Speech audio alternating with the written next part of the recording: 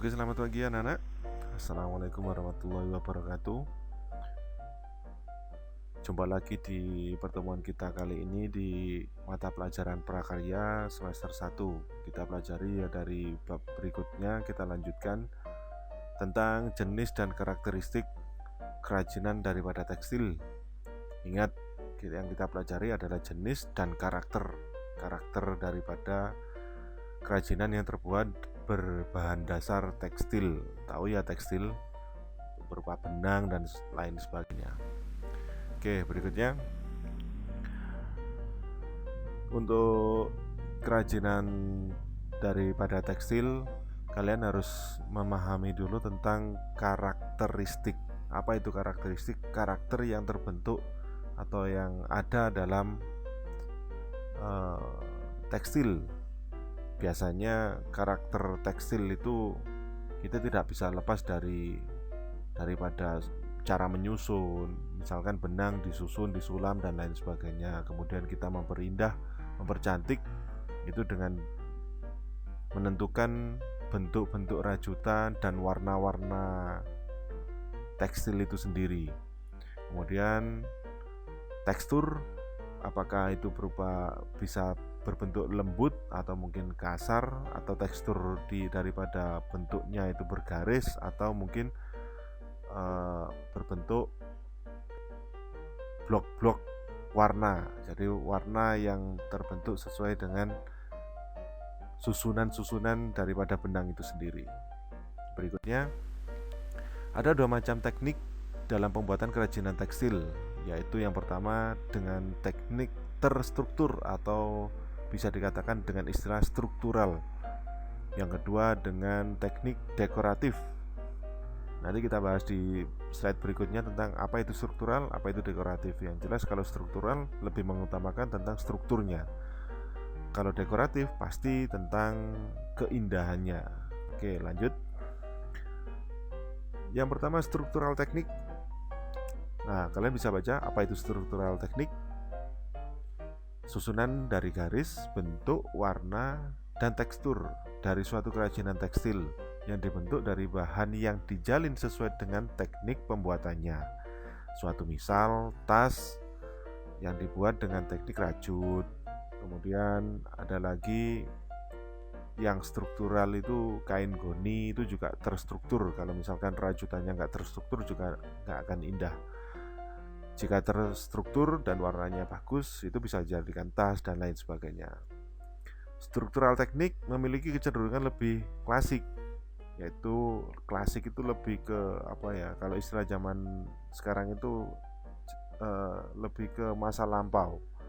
Kemudian unik, rumit dan detail. Kalau rumit dan detail pastilah, kalau misalkan itu teknik struktur, itu kalau nggak rumit bukan terstruktur lagi. Dan detail itu lebih lebih ke kecenderungan dia itu tidak bisa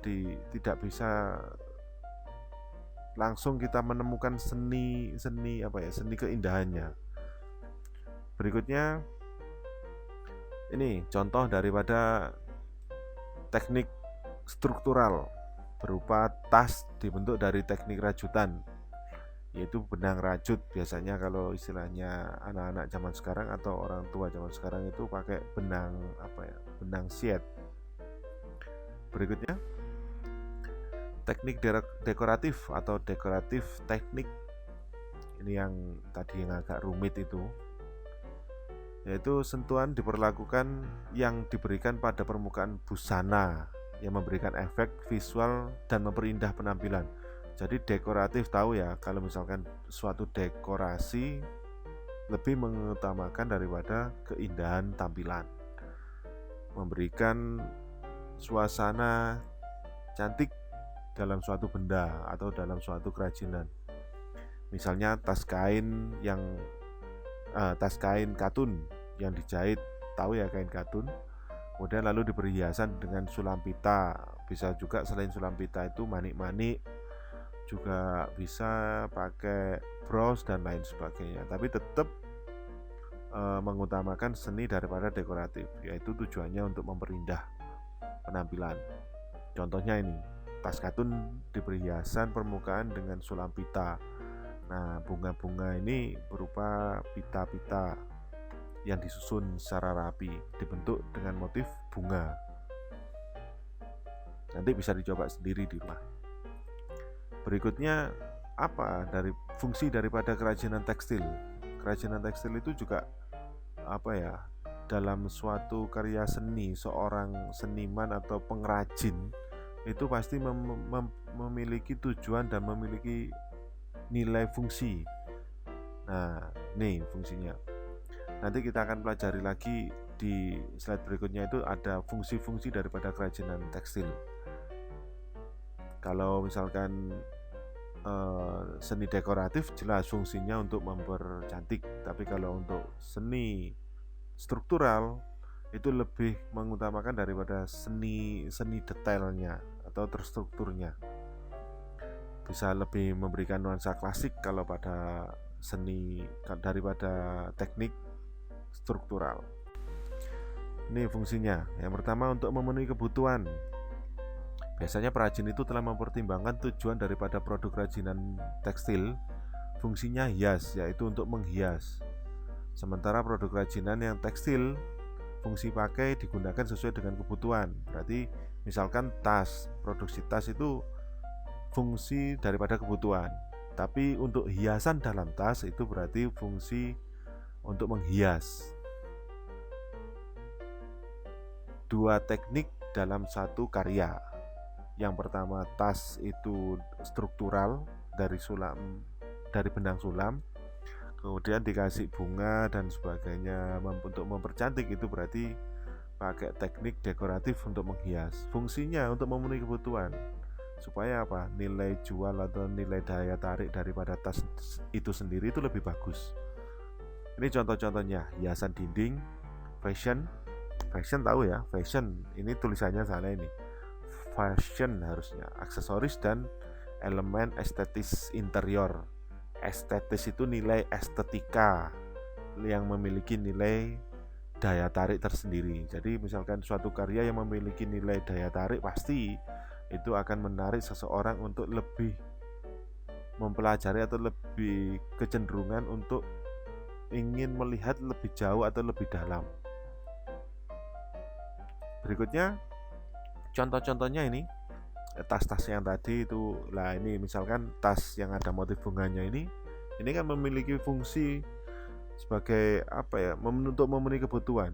Misalkan untuk menaruh suatu barang, HP, make up dan lain sebagainya. Kalau di laki-laki biasanya ini motifnya mungkin bisa diubah ke lebih lebih ke kayak lelaki banget. Cuman kalau bentuknya seperti ini ya nggak mungkin lelaki banget. Mungkin yang laki-laki nanti juga bisa coba dari tas yang tas samping. Kalau ini kan jelas tas tenteng untuk wanita ini. Terus berikutnya gambar yang tengah bagian bawah ini. Nah, ini biasanya orang-orang zaman dahulu sering bawa ini. Biasanya isinya makanan dan sebagainya. Oke, next berikutnya, kerajinan tekstil hasil pengembangan. Jadi memiliki fungsi untuk lebih dikembangkan lagi. Contohnya nih, kerajinan tekstil dengan fungsi hias dapat pula dibuat dengan memodifikasi bahan dan teknik. Para perajin terkadang membuat inovasi pada produk kerajinan mereka yang dinilai telah usang atau membosankan. Nah, misalkan seperti ini. Mungkin terlalu usang, terlalu membosankan, maka dia membentuknya lagi dengan teknik dekoratif. Kalau ini berarti, karena kalau teknik struktural nggak mungkin. Ini kan kain bekas, bisa digunakan dengan menggunakan teknik dekoratif yang memiliki fungsi memperindah atau mempercantik. Ini bisa dibentuk model seperti ini. Nah, itu tadi tentang fungsi-fungsi dan karakteristik. Maka kita akan membahas lagi tentang tapestry. Apa itu tapestry? Tapestry ini hasil daripada kerajinan yang berbahan tekstil, biasanya dari benang ini tapestry. Jadi salah satu salah satu hasil karya dari bahan tekstil itu ini tapestry. Saat ini kita menjelajah Indonesia. Terungkap banyak kekayaan tenun-menenun dengan aneka ragam teknik dan prosesnya, serta ragam hias yang beraneka ragam. Tahu ya tenun, menenun. Mungkin orang-orang zaman sekarang sudah usang sih dengan teknik menenun atau tenun. Biasanya lebih ke rajut pakai benang siet kalau zaman sekarang. Tenun yang menggunakan alat tenun seperti teknik batik pada kain.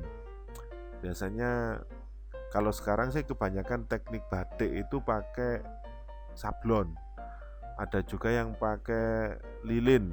Kalau zaman dahulu batik itu ditenun dengan menggunakan warna-warna tertentu pada benangnya. Jadi yang di batik itu warna dan coraknya itu menggunakan benang, rajutan benang, bukan dari sablon atau mungkin dari kalau zaman sekarang pakai lilin, bukan seperti itu. Kemudian disusun kembali batik-batik dengan motif dan warna beragam menjadi hiasan lukisan batik yang menarik. Contohnya seperti ini. Ini susunannya benang, bukan daripada gambar kayak sekarang sablon dan sebagainya, bukan. Ini jelas susunan benang. Gambar Presiden RI pertama Pak Soekarno, Insinyur Soekarno, itu rajutan benang. Mungkin di orang-orang tua zaman sekarang, di rumah nenek atau di rumah mbah-mbah yang mungkin sekarang masih ada, biasanya kaligrafi juga biasanya dipakai menggunakan teknik tenun, menggunakan benang-benang rajutan seperti ini. Seperti pada gambar IR Soekarno, Presiden Republik Indonesia yang pertama ini. Cuman dibentuk dengan membentuk suatu kaligrafi. Bahan dan pembuatan hiasan tapestri. Nah, sekarang kita masih bahas tapestri loh ya. Nanti next pertemuan berikutnya kita bahas tentang batiknya. Ini dia, benang tipis untuk lungsi. Gambarnya seperti ini, benang tipis untuk lungsi. Benang katun atau nilon, tipis sekali benangnya. Berikutnya benang tebal untuk pakan. Nah, benang tebal ini medianya. Kalau benang tipis itu untuk membentuk suatu seni dekoratifnya, untuk memperindahnya dan membuat lebih membentuk pola-polanya. Tapi kalau benang tebal ini untuk pakan. Pakan itu kalau dalam istilah sekarang itu bahan dasar. Contohnya seperti ini. Benang tebal untuk pakan. Pakan itu lajurnya itu loh. Kalau untuk yang benang tipis ini untuk membentuk seni-seninya. Kayu spanram yang diberi paku untuk benang lungsi. Spanram itu semacam, kalau sekarang itu kayak mesin jahit, cuman kalau ini dari kayu dan manual. Kalau mesin jahit kan sudah modern. Nih contohnya seperti ini pada gambar alat pembuatan tenun serat. Kalau zaman dahulu ya mesin tenun, kayu tenun. Spanram kalau istilahnya sebenarnya itu spanram. Nah, itu digerakkan naik turun atau samping. Biasanya benangnya itu dimasukkan di antara benang-benangnya, dimasukkan di salah satunya ini. Kemudian digeser naik turun dengan memindahkan benang-benang yang kecil tadi. Batang kayu seperti ini. Nah, ini ya untuk memasukkan benangnya, benang tipis tadi sebagai sumpit. Nah, lajurnya yang pakannya itu yang bawah. Proses pembuatan tapestri ini ada langkah-langkahnya, Anda nanti bisa menyimak. Pembuatan lungsi pada pembidangan, harusnya ini bukan pemidangan, pembidangan tenun. Yang gambar pertama, terus gambar tengah yang atas itu memasukkan benang. Nah, jarum-jarum yang tadi ada gulungan benangnya itu dimasukkan pada pakan pada lungsi. Kemudian mengganti warna pakan sesuai motif yang diinginkan. Yang dimaksud tadi memasukkan benang-benang warna untuk menyesuaikan apa yang dibentuk, seperti ini. Ini memasukkannya dari samping. Sama halnya dengan rajut sih, cuman kalau ini pakai spanram. Jika ingin menggunakan teknik ria, caranya demikian. Nah, ini berarti ditali di tengah, dimulai dari tengah. Kalau yang gambar bagian bawah sebelah kiri, ini dimulai dari tengah. Hiasan tenun serat hasil jadi setelah dilepas dari pembidangan. Jadi ini sudah lepas dari span ram. Yang terakhir, hiasan tenun serat bentuk lain. Ini bentuknya nggak aturan, tapi sebenarnya ini motifnya kalau nggak salah ini topi, cuman belum dipotong benangnya. Oke, itu seputar kerajinan daripada tekstil dengan bentuk kerajinan tapestri. Semoga kalian tidak bosan dan sampai jumpa lagi pertemuan berikutnya dengan hasil kerajinan tekstil berupa kain batik. Sekian, terima kasih. Selamat membaca, selamat menyimak, dan saya akhiri. Wassalamualaikum warahmatullahi wabarakatuh.